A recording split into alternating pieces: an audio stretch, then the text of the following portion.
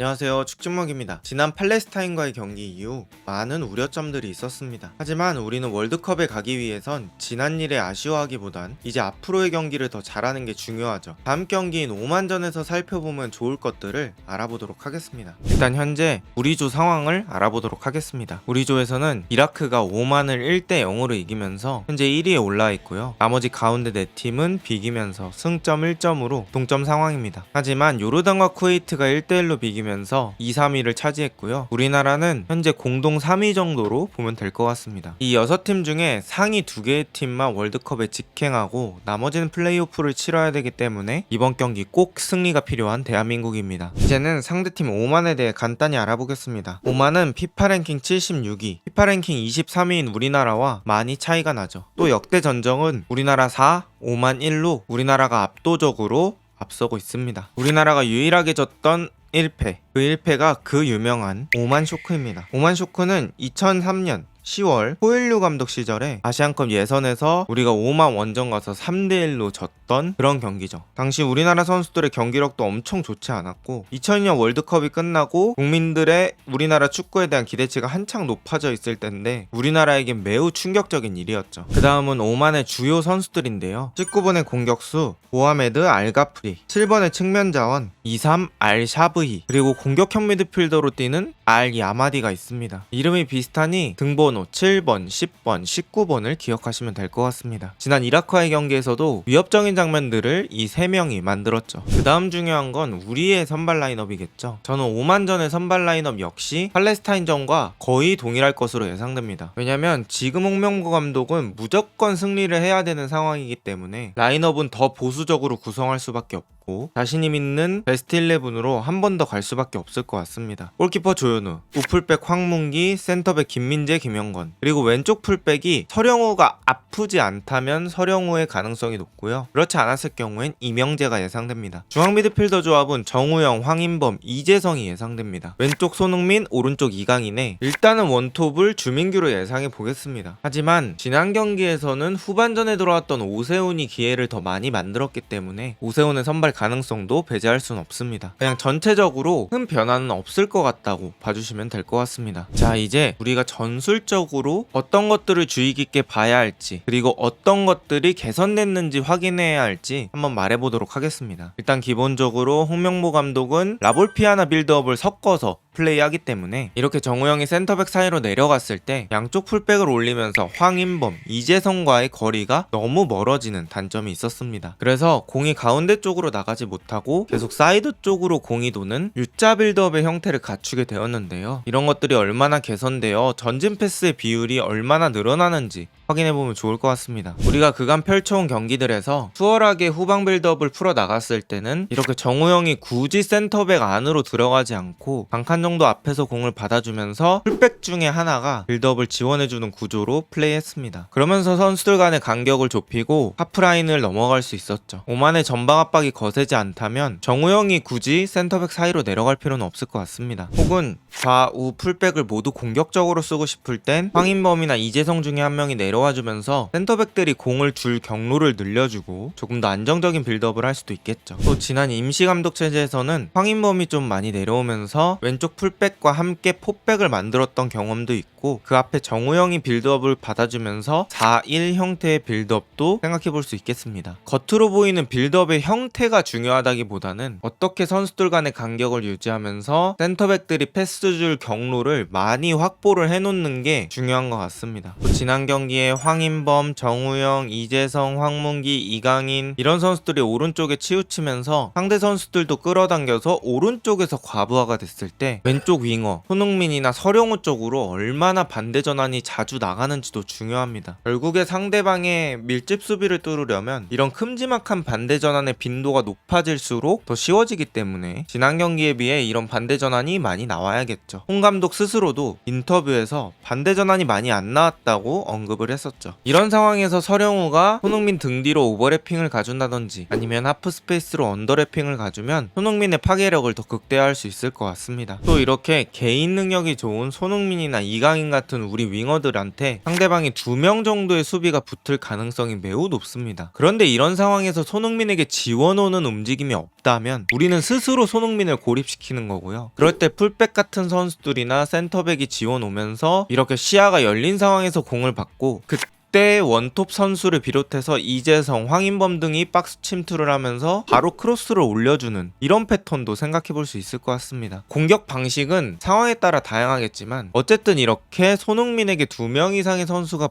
붙을 때를 최대한 이용해야 합니다. 또 지난 경기 가장 컨디션이 좋았던 이강인을 활용하는 방법은 2가지입니다. 첫 번째, 이강인에게 주변의 선수들을 많이 붙여줘서 전폭적인 지원을 하는 거죠. 이강인이 공을 잡았을 때 황봉기가 돌아뛴다든지 아니면 다른 선수들을 끌어당겨주는 거죠. 혹은 이강인 본인이 미끼가 되는 겁니다. 이강인이 개인 능력이나 전환 능력이 좋으니 이강인은 다른 선수를 끌어당기는 역할, 그리고 마무리는 다른 쪽에서 지어줘야겠죠. 또 우리는 원톱 공격수의 활용 방법에 대해 고민해봐야 할 필요가 있습니다. 황선홍 감독이나 김도훈 감독은 주민규를 해리케인처럼 쓰면서 주민규의 피지컬을 이용한 플레이를 많이 추구를 했고요. 주민규가 이렇게 등지고 서 있을 때 다시 내주는 능력이 좋다 보니 그걸 이용해서 시야가 열린 선수들은 공을 받을 수도 있겠고, 혹은 주민규가 센터백 2명 정도를 끌고 나오면서 만들어진 뒷공간으로 이강인이나 손흥민 같은 선수가 한 번에 뛰어가면서 단독 찬스를 노려볼 수도 있겠죠. 특히 주민규를 지난 경기에서 너무 마무리 요원으로만 사용해서 이번 경기에서는 플레이를 같이 만들어가는 선수로도 활용해봤으면 좋겠습니다. 자, 이렇게 우리나라와 오만과의 경기 프리뷰 영상을 보여드렸고요. 제가 생각했을 때 우리가 월드컵까지 홍명보 감독과 함께 갈 거라면 이번 경기는 내용 상관없이 무조건 이겨야 합니다. 특히나 이런 최종 예선에서 초반에 분위기를 잡지 못하면 나중엔 정말 어떻게 될지 모릅니다. 그래서 승리가 일단 최우선 목표고 그 내용이 좋으면 더 좋겠죠. 지난 경기는 워낙 발맞춰볼 시간이 없기도 하고 홍명보 감독 아래 첫 경기니까 핑계가 될 수도 있는데, 이번 경기도 물론 시간이 적긴 하지만 발맞출 시간은 주어지긴 했고 또 평가전을 하는 게 아니라 실질적으로 월드컵 진출하는데 아주 중요한 경기이기 때문에 더 이상 핑계는 없을 것 같습니다. 과연 우리나라는 오만과의 경기에서 승리를 차지할 수 있을까요? 이번 영상은 여기까지입니다.